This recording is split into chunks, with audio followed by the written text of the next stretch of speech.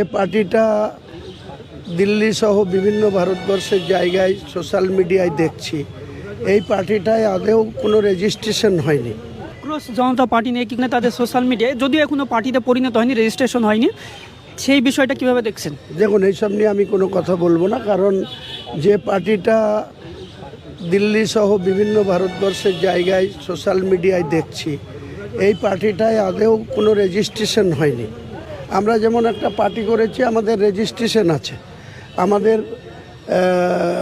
পাতিয়ালা, দিল্লি পাতিয়ালা কোর্টের অর্ডারে 7 ডেজের মধ্যে আমরা, যেটা ভারতবর্ষের রাজনীতিতে বিরল, যে 7 দিনের মধ্যে কোর্টের অর্ডারে আমরা সিম্বল পেয়েছি, অ্যালটমেন্ট, যে আমাদের বাঁশির চিহ্ন, হুইসেল চিহ্ন। অন্য একটা তামিলনাড়ুতেও একই চিহ্ন, ওটাও স্টেট পার্টি, আমরাও স্টেট পার্টি। ঘটনাক্রমে তারা মুখ্যমন্ত্রী হয়ে গেছে ক্ষমতায় এসে, আর আমরা এখানে 2টো সিট পেয়েছি। আগামী দিনে ধীরে ধীরে আমরা গোটা বাংলায় এই আমজনতা উন্নয়ন পার্টিটা প্রতিষ্ঠিত করব। আমাদের উদ্দেশ্য এটাই। যদি চাই তাহলে ধর্মীয় ক্ষেত্রে, চিকিৎসার জন্য, গবেষণার জন্য, তাহলে তারা ছাড় দিতে পারে। আমি দেখছি একদিকে যেমন মুসলিম সম্প্রদায়ের ধর্ম উৎসব পালনে কিছুটা হলে বাধা হয়ে দাঁড়াচ্ছে এই আইনটা, উল্টো দিকে হিন্দু সমাজের মানুষ যারা গরুকে পালন করে বড় করে বিক্রি করে এই সময়, তারাও আর্থিকভাবে ক্ষতিগ্রস্ত হচ্ছে। আমার হিন্দু সমাজের মানুষরা আর্থিকভাবে না ক্ষতিগ্রস্ত হয়, এবং মুসলিম সমাজের মানুষেরা যাতে ধর্মচারণে কোনো না বাধা হয়ে দাঁড়ায়, সেই জন্য সেকশন 12 কে রিল্যাক্সেশন বা সেকশন 12 কে মান্যতা দেওয়ার কথা বলেছি। এখনো কোনো সাড়া আসেনি। তাই আপনাদের বলবো, আমাদের নেতৃত্বরা আছে, প্রশাসন আছে, যে গাইডলাইন আপনাদেরকে দিচ্ছে, সবটা মাইকে বলা আমার সম্ভব নয়, আমি মাইকে বলতেও পারবো না। কিছুতে গাইডলাইন দিয়েছে, সেই গাইডলাইন মেনে আপনারা চলবেন। আইনের ঊর্ধ্বে কেউ নয়, এতটুকু শুধু মাথায় রাখবেন। আইনের ঊর্ধ্বে আমি নয়, আপনিও নয়, কেউ নয়। আইনকে মেনে চলতে হবে।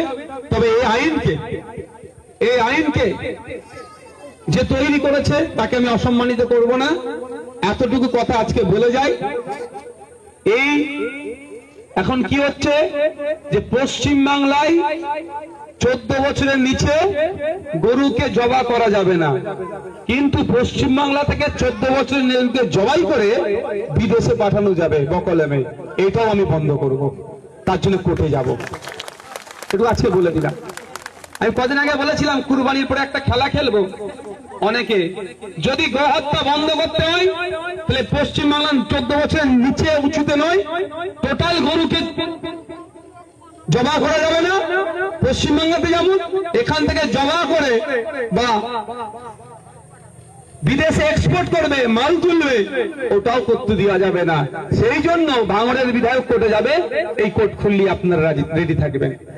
অসুবিধা হবে কারো? অ্যাকচুয়ালি এটা ধর্মের সাথে সম্পৃক্ত নয়, আপনারা মাথায় ঢুকিয়ে রাখুন। এটা ধর্মের সাথে রিলেট না। ধর্মকে সামনে রেখে গরু ব্যবসায়ী গুলো, এক্সপোর্টার গুলো, তারা এটাকে কন্ট্রোল করতে চাইছে। আমি আমার কথা বলছি, যারা হজে গিয়েছেন তারা বলতে পারবে, ওখানে গিয়ে গরুর গোশত যারা খেয়েছেন, তারা সব প্যাকেটে সুন্দর করে মুড়ে ওখানে পৌঁছায়, তারা সব ভারতবর্ষ থেকে এক্সপোর্ট হচ্ছে। এখানে আপনি 200 টাকা কিলো কিনছেন, 250 টাকা, ওটা ওখানে 750 টাকা কিনতে হচ্ছে। এই মধ্যখানে যে বেশি ইনকামটা এক্সপোর্টাররা করবে, মোদির বন্ধুরা করবে। ভোটের সময় মোদিকে যারা টাকা দেবে, তাদের জন্য পশ্চিমবাংলায় আইন করে আটকাচ্ছে। যখন গরিব হিন্দু মায়েরা, বাপেরা আর বিক্রি হবে না, তখন এদের কাছে এসে কি বলবে? 2 লাখ টাকার গরুটাকে বলবে এই 20,000 দিচ্ছি, দিয়ে দে। এখানে 1,80,000 টাকা লাভ করলো, আবার ওই গোশত বিক্রি করবে বিদেশে, ওখানে আবার মাল তুলবে। ওই টাকা থেকে আবার মোদিদেরকে, বিজেপিকে আবার ইলেকট্রাল বন্ডের নামে হাজার হাজার কোটি টাকা দেবে, তোরা পার্টি করো। এই হচ্ছে ব্যাপার। ধর্মকে সামনে রেখে এই খেলাটা খেলছে। তো এই খেলা বন্ধ করতে হবে না, নাই বলেন? এবারে যারা বয়কট করেছে তাদেরকেও স্বাগত জানাবো। আমি মুখ্যমন্ত্রীকে চিঠি করেছি, মুখ্যমন্ত্রী যদি আমাদের ডাকে সাড়া দেয়, সেটাকেও স্বাগত জানাবো। যেটা করবে সেটাতেই আমরা স্বাগত, যে যেটা করবে তাতেই স্বাগত। কিন্তু ভোট মিটে যাক, এই গরমের ছুটিটা কোর্টে পড়েছে, মিটে যাক। আমিও একটা খেলা খেলবো, আমিও মামলা করব। টোটাল গো হত্যা বন্ধ, 14 বছরের নিচে উঁচুতে নয়, আর জবাই করে বিদেশে পাঠাতেও নয়। এখানকার গরু এখানেই থাকবে। তখন তো বোঝা যাবে কার কত দরদ। কি ভুল হবে নাকি করাটা? হ্যাঁ, ভুল হবে নাকি? ঠিক জায়গায় কাঠিটা দিতে হবে তা নাকি? কাঠি দিতে হবে ঠিক জায়গাতে।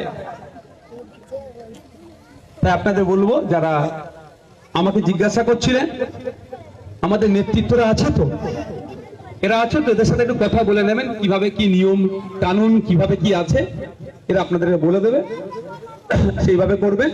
প্রশাসন আছে নিশ্চিতভাবে। একটা কথা বলে দিই, কুরবানি বন্ধ করে দিচ্ছে, এই কথা যারা বলছেন, এখন কুরবানি নিয়ে একটা কথা বলেছে। এবার হচ্ছে কুরবানির কথা আমি আপনাদের বলবো। আমি আইনসভার একজন সদস্য, আমি আইনের ঊর্ধ্বে কথা বলতে পারবো না। আইন যেটা বলছে তার মধ্যে থাকতে হবে, আমি আইনের বাইরে যেতে বলবো না। আবার কিছু মানুষজন বলেছে নাকি ওই হীনমন্যতায় কেউ ভুগবেন না। আমি বিধায়ক, আমার কাছে প্রত্যেকটা ভোটার সমান। আমার নজরে কে বিজেপি, কে তৃণমূল, কে আইএসএফ, কে কংগ্রেস, কে সিপিএম, কে নির্দল, কে আমার বিরোধী, কে আমার পক্ষে, কিছুই নয়। বিধায়ক হিসাবে যখন আসবো, আমার নজরে সবাই সমান ভাঙড়বাসী। সুতরাং প্রত্যেকটা ভাঙড়বাসীকে আমি পরিষেবা দিতে বদ্ধপরিকর। এই নির্বাচনে বিজেপি 30,000 ভোট পেয়েছে, আপনার বিজেপি টিএমসি পেয়েছে 94,000, আর সিপিএম এর সমর্থনে আইএসএফ পেয়েছে 1,22,555। তাহলে কি আমি ওই 30,000 ওই 94,000কে পরিষেবা দেব না? এইরকম কেউ ভাববেন না। আমার কাছে ওই 94,000, 30,000, 1,26,555 সহ টোটাল ভোটার সমান। প্রত্যেকটা ভোটারকে আমি পরিষেবা দেবো নিশ্চিন্তে, নির্দ্বিধায়। আমার কাছে যে কেউ আসতে পারেন, আমার যে ক্ষমতা আছে সাথে সাথে যদি পরিষেবা দেওয়া পারি সেটা পরিষেবা দেব। অন্যথায় নোট করে রাখবো, নোট করে রেখার পরে আপনাদের আমার যারা এক্সপার্ট আছে জিজ্ঞাসা করে তাদেরকে ফোন করে জানাবো, আর না হলে মন্ত্রী মহাশয় যে দায়িত্বশীল আছে তাদের সাথে কথা বলে এই সমস্যার সমাধান করব। সুতরাং আপনাদের এই কথা বলি, এই হীনমন্যতায় কেউ ভুগবেন না। যে নির্বাচনের সময় নওশাদ সিদ্দিকীর বিরুদ্ধে আমি মাইক ধরে কথা বলেছি, ও আমার শত্রু নয়। তৃণমূলের হয়ে এজেন্ট বসেছিল, ও আমার শত্রু নয়। বিজেপির হয়ে এজেন্ট বসেছিল, ও আমার শত্রু নয়। বিয়াল লিখেছিল তৃণমূল বিজেপির হয়ে, ও আমার শত্রু নয়। সে হচ্ছে আমার শত্রু যে গরিব মানুষের কাছ থেকে তোলা তুলে খেয়েছে, সেটা আমার শত্রু। তাকে ছাড়বো না আমি।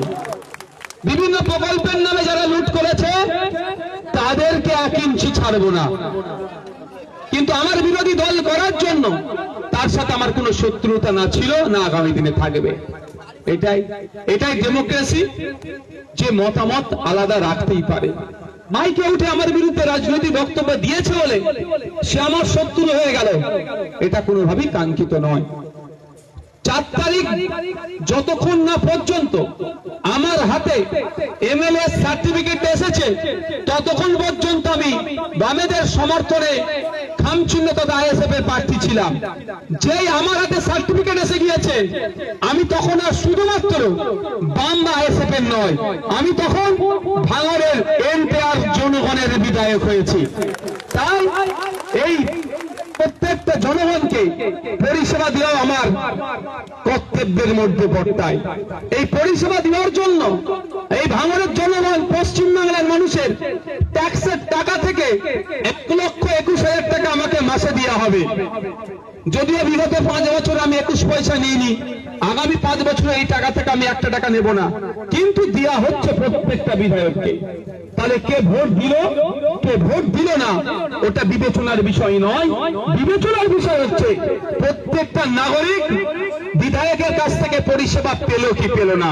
তাই আমি ভোটের সময় যেভাবে মানুষের দাঁড়ে দাঁড়ে গিয়ে পাড়াতে পাড়াতে গিয়ে ভোট চেয়েছি, বিগত 5 বছর ধরে পাড়াতে পাড়াতে গিয়ে জনসংযোগ করেছি, সেটা দেখে অনেক বিধায়ককে দেখলাম কদিন আগে ফেসবুকে পোস্টার, বিভিন্ন জায়গায় বিধায়করা কার্যালয় ছেড়ে যাচ্ছে, মানে এই ভাঙনের ওষুধে কাজ হচ্ছে। আমিও 5 বছর শুধু বিধায়ক কার্যালয়ে বসে থাকবো নয়, আপনাদের বিভিন্ন পাড়াতে আসবো, আপনাদের সমস্যাগুলো শুনবো, সমাধান করার চেষ্টা করব। আমি বক্তব্য আর দীর্ঘায়িত করব না, এতটুকুই শুধু আপনাদের বলতে চাই, আপনারা স্রোতের বিপক্ষে গিয়ে গুন্ডাভুক্ত ভাঙর তৈরি করেছেন তো নাকি? কি গো, তৈরি করেছেন তো? হিংসা মুক্ত ভাঙর তৈরি করেছেন তো? তোলাবাজ মুক্ত ভাঙর তৈরি করেছেন তো? নতুন করে গুন্ডা, তোলাবাজ, হিংসার ভাঙরের জন্ম হতো আর আমরা দেব না। মানুষ তার খেটে খাচ্ছে, অধিকার নিয়ে বেঁচে থাকবে। আপনি এটা